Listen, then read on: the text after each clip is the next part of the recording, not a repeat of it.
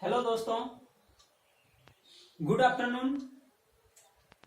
हम आपको बताएंगे भारत रत्न 2024 में किसे मिला और नोबेल पुरस्कार 2024 में किसे मिला और किस क्षेत्र में मिला। हम रिसेंट में ही 2024 में CUET PG एंट्रेंस पास करके university of Delhi faculty of law में एडमिशन लिया हूं। हम उम्मीद करते हैं कि आप मेरे चैनल को जरूर देख रहे होंगे, क्योंकि हम अभी रिसेंट में जनरल नॉलेज अवेयरनेस के महत्वपूर्ण टॉपिक को कवर कर रहा हूं। तो आइए जानते हैं आज भारत रत्न के बारे में। भारत रत्न इस बार कर्पूरी ठाकुर को मिला, लाल कृष्ण आडवाणी को मिला, PV नरसिम्हा राव को मिला, चौधरी चरण सिंह को मिला, M स्वामीनाथन को मिला। 5 व्यक्ति को भारत रत्न इस बार मिला है। अब किसे किस लिए मिला इसके बारे में आइए जानते हैं।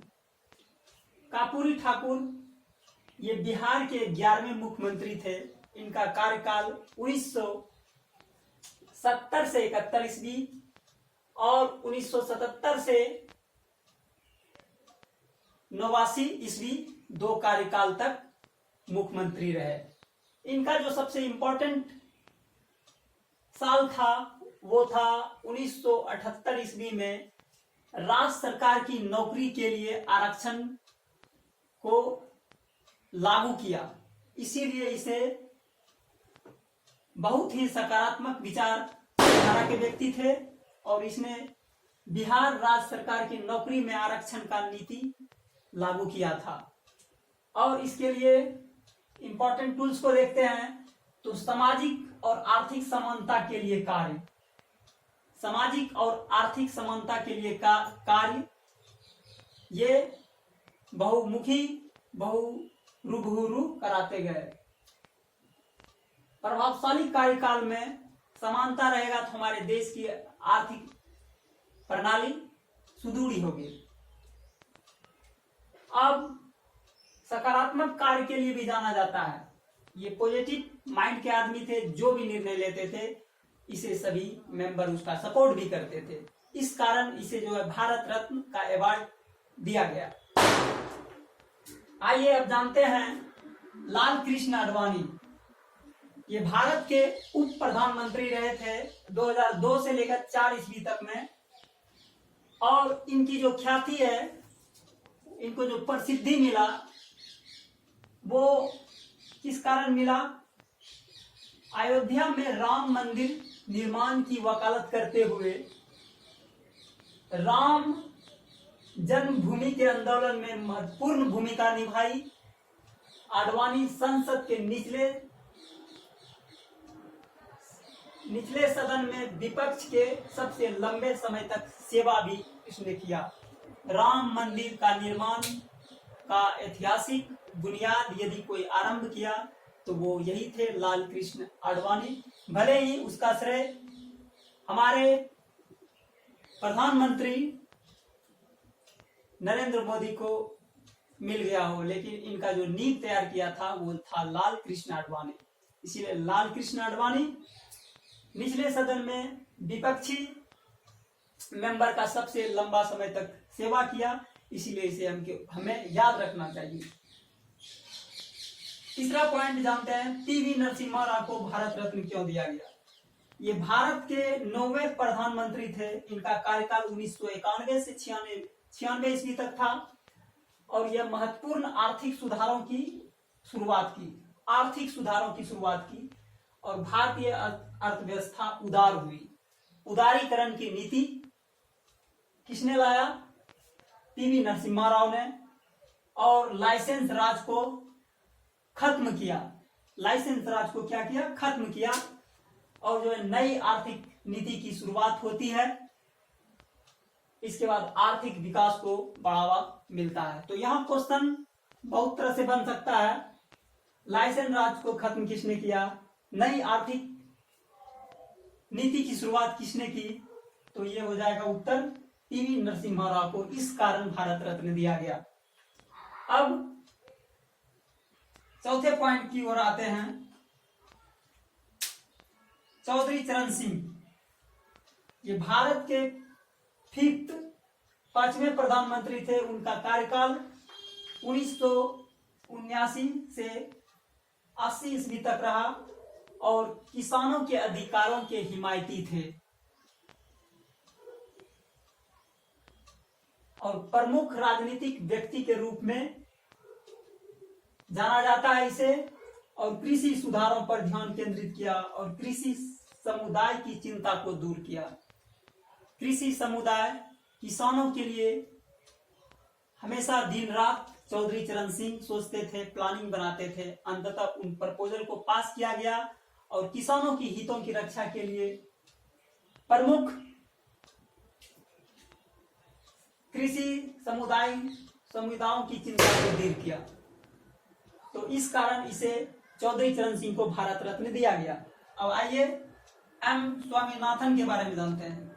एम स्वामीनाथन को हरित क्रांति का जनक कहा जाता है और भारतीय कृषि अनुसंधान परिषद के महानिदेशक के रूप में कार्य करते हुए भारतीय कृषि क्रांति में अहम भूमिका निभाई।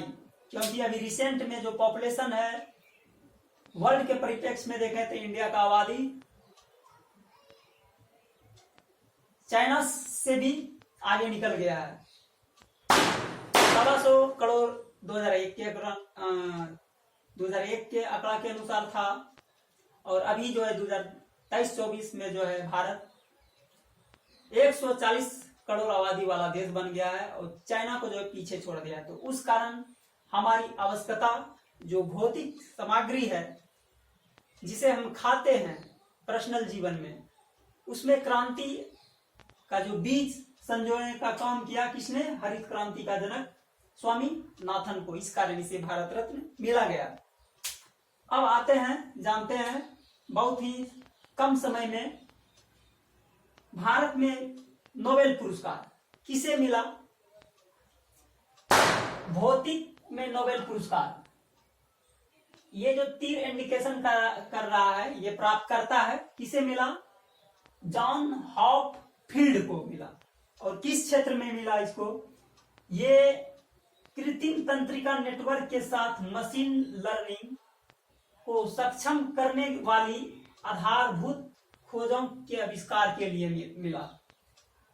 कृत्रिम तंत्रिका नेटवर्क को विकसित किया और इस कारण इसको जो है भौतिक क्षेत्र में नोबेल पुरस्कार मिल गया। अब आते हैं रसायन विज्ञान में नोबेल पुरस्कार किसे मिला? डेविड बेकर, डेमिस हसाबित व जॉन जम्फर। और इसमें जो है किस लिए मिला? कम्प्यूटेशनल प्रोटीन डिजाइन के लिए। और बेकर को जो है प्रोटीन डिजाइन के लिए नोबेल पुरस्कार मिला और इसकी संरचना के लिए जो है डेविस हवाबित और जॉन जम्फर को नोबेल पुरस्कार मिला। अब हम आते हैं मेडिसिन के बारे में। मेडिसिन की बात करें